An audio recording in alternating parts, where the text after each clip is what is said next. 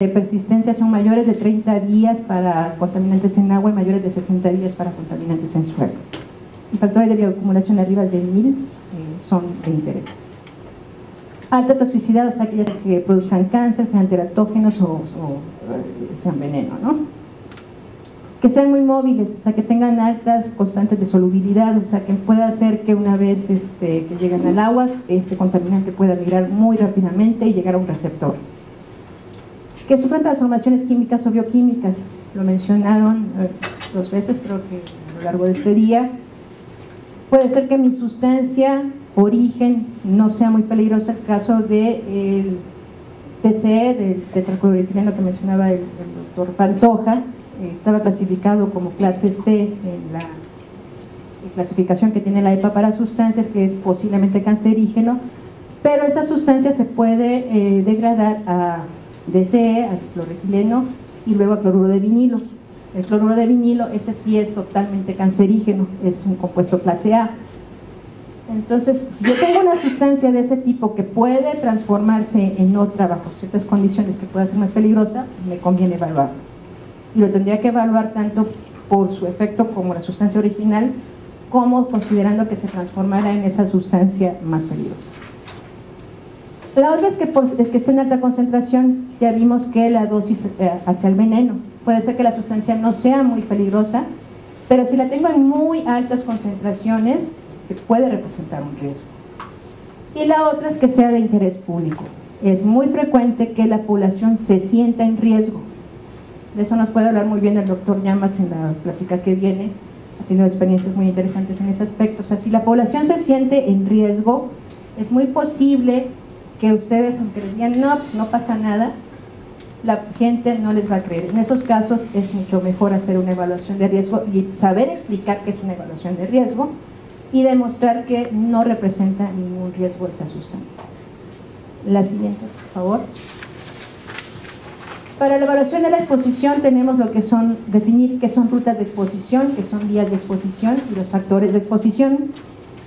Rutas de exposición es ese camino que lleva la sustancia desde la fuente hasta el receptor. Acá tenemos los elementos que forman una ruta de exposición. Habrá fuentes de información donde les pongan acá más o menos elementos, pero estos son los principales.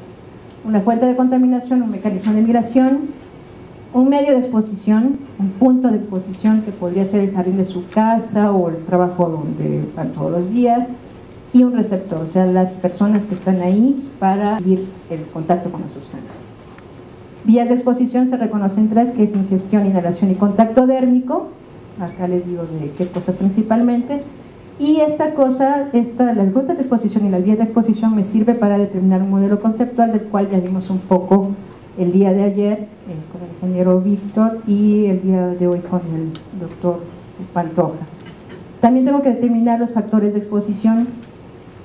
Primero tuve que decir quiénes son mis receptores, qué receptores espero ahí, industriales, comerciales o residenciales, si son niños o adultos. Entonces tengo que determinar cuáles son las características de la población: peso corporal, tasa de digestión de agua, digestión de suelo, tasa de ventilación pulmonar, duración de la exposición y frecuencia de exposición. Lo ideal sería que yo midiera de una manera estadística confiable estos valores en la población que yo tengo. En la medida que ustedes comiencen a medir todo esto en el sitio, es cuando se van elevando los costos de las evaluaciones. Hacer esto sería muy costoso. Generalmente lo que se hace es tomar valores típicos, y generalmente lo que se hace, bueno, hace algunos años lo platicamos en México, en reuniones que teníamos en la Semarnat, que era preferible tomar los valores que marca Estados Unidos para que todos tuviéramos uniformidad. Sin embargo, hay algunos que han estado generando valores, por ejemplo el doctor Barriga en San Luis Potosí ha generado algunos, pero es así como deberíamos hacerlo. Y estos valores lo que nos definen es la dosis de exposición. La siguiente. Acá tenemos lo que es el modelo conceptual, es muy similar a lo que nos presentó el doctor Pantoja. El modelo conceptual en sí, también lo vimos ayer, es la descripción que describe, o sea, es la descripción del escenario que estamos anticipando de exposición. O sea, quién es la fuente, qué medios tengo contaminados, qué mecanismos existen ¿Cuál es el medio de exposición? Acá mismo ustedes podrían decir qué tipo de receptores son industriales, comerciales, o podrían ponerlo al lado como lo tenía el doctor Pantoja. Ustedes ahí indican cuáles son los tipos de receptores y por qué vías ingresa o estamos suponiendo que ingresa la sustancia. Podrían hacerlo en forma gráfica, como lo vimos ayer, un dibujo donde ustedes indiquen la fuente y con flechas indiquen hacia dónde está migrando y quiénes son los receptores. Esto tiene que ir acompañado de una descripción verbal que explique lo que estamos mostrando de manera gráfica para un mayor entendimiento. Y el modelo conceptual obviamente no es único, iniciamos con uno y conforme se va avanzando en la investigación del sitio es muy posible que el modelo cambie.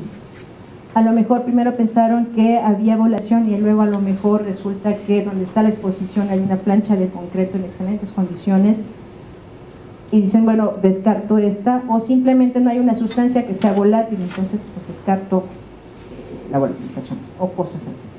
La siguiente. Ahora hablamos de lo que son la dosis. La dosis es, por convención se expresa en miligramos de la sustancia o del compuesto por kilogramo de peso corporal por día. Es cuánto está recibiendo la persona. Podemos tener tres tipos de dosis: la administrada, que es la que si yo me tomo una pastilla de 2 miligramos de aspirina, sé que me tragué eso, ¿no? Pero cuánto realmente pasa al torrente sanguíneo, no lo sé, eso sería la dosis absorbida. A lo mejor de los 2 miligramos solo pasa 1. Y ahora yo quiero que me quite el dolor de cabeza. Si llega a ser el efecto en mi órgano de cerebro, a lo mejor solo es un cuarto de esa dosis lo que realmente hizo el efecto, y esa sería la dosis efectiva. En evaluaciones de riesgo normalmente trabajamos con dosis administradas, o sea, es lo que evalúa un toxicólogo en el laboratorio, sabe cuánto le dio al animal en prueba y con esas son las que trabajamos. Normalmente conforme aumenta la dosis aumentan los efectos hasta que nos pueda producir la muerte, si estamos hablando de sustancias sistémicas, o podría aumentar lo que es la probabilidad de adquirir cáncer.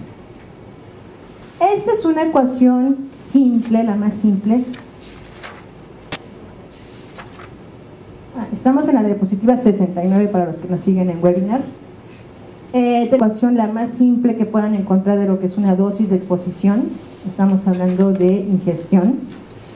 Y lo que tenemos es la concentración en el medio, en el suelo, por una tasa de ingestión de suelo, que podría estar en miligramos por día o kilogramos por día, como la puse acá. Una frecuencia de exposición, cuántos días al año estoy expuesto a esa concentración o esa cantidad de suelo con esa concentración de suelo, por cuántos años, divido entre el peso corporal, el tiempo promedio del efecto de la sustancia, y este es un factor de conversión. Acá hay un error, yo les puse que el resultado de esta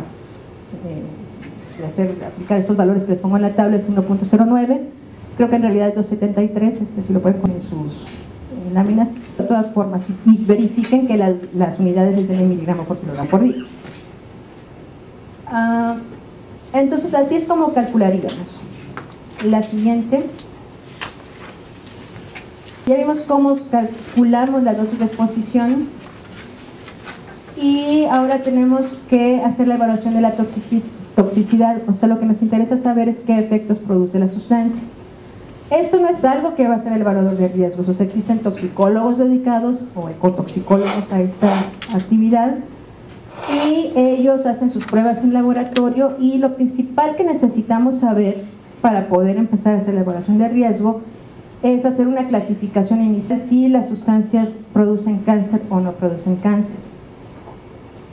Si la sustancia produce cáncer, lo que nos va a interesar como un valor ecológico de referencia contra el cual vamos a comparar nuestros valores de dosis es algo que se llama factor dependiente de cáncer.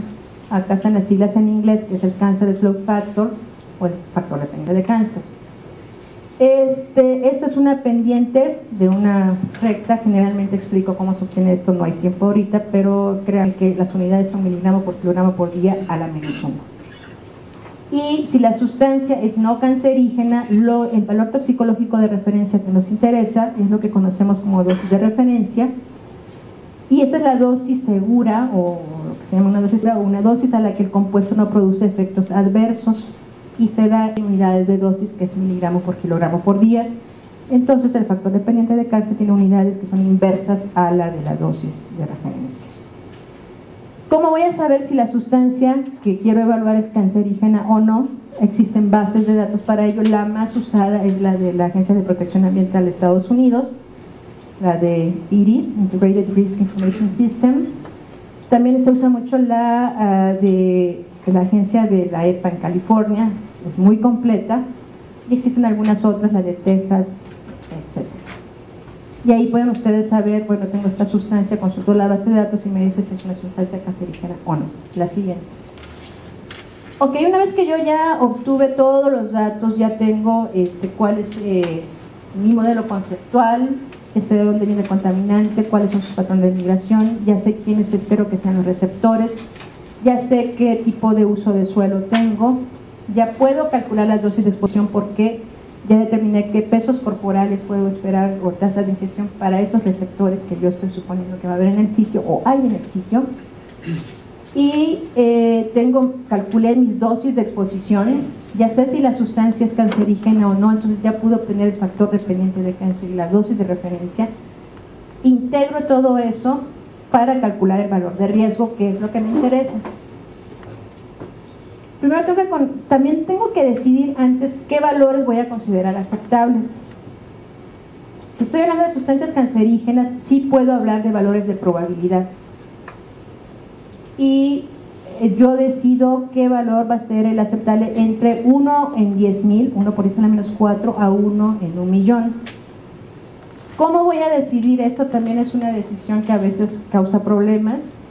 Normalmente, como debería hacerse, es que si yo pudiera tener información del sistema de seguridad social que me dijera cuánto cuesta atender un caso de cáncer en la población, tal vez yo podría decir, bueno, mi presupuesto para tener casos de cáncer a lo mejor es de 1,000,000 y cada caso me cuesta 100,000 pesos. Yo podría decir, bueno, podría tener 10 casos de cáncer y así yo podría decidir, bueno, cuál sería mi probabilidad, y tendría también que tener conocimiento de cuál es el tamaño de la población.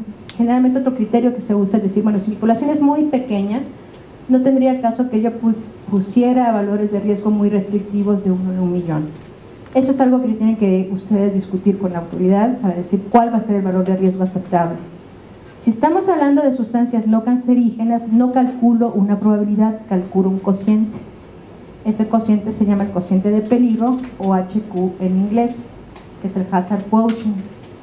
Entonces, para sustancias cancerígenas, el riesgo va a ser la probabilidad adicional respecto a un grupo control de adquirir cáncer debido a una exposición en particular.